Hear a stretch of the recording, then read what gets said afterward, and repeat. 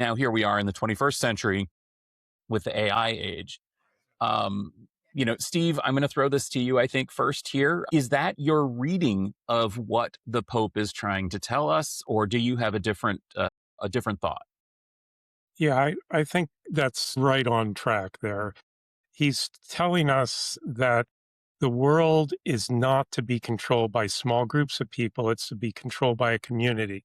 Throughout the document, he talks about how democracy only works as a system if people truly have a voice and it's not been taken from them by the elites.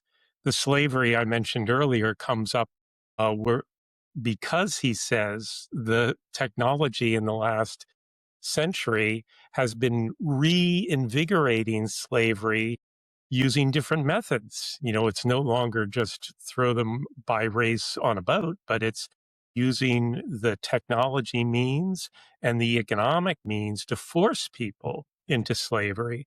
And he outlines in the one section that we have to stop this by building peace, not war. Like you mentioned earlier, the war is the big part. Peace through justice.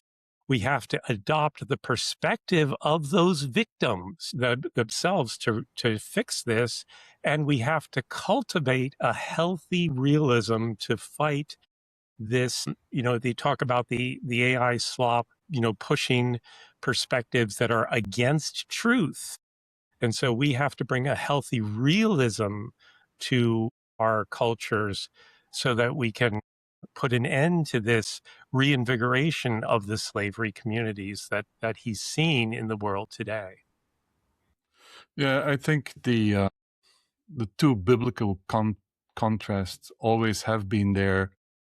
I think one of the reasons why the Pope is reiterating it's because although it's still the same behavior, it's actually a much smaller group who is in control of technology. I mean, in the past, you might have a much larger group. Now the group is getting smaller and smaller. And some of those groups are spin-offs of each other, right? If you look at OpenAI and Anthropic, one is a spin-off or a spin-out of the other one. So that's one thing. I think the slavery is it's kind of an interesting type of wording because we understand slavery as something historical, but slavery still exists today in a different form, right? Slavery could be where you live in a house, but you don't own the house, you don't own anything, and the only thing you do is pay interest. And so you're really slavery to the system. You're not slavery necessarily to an individual, but to the system.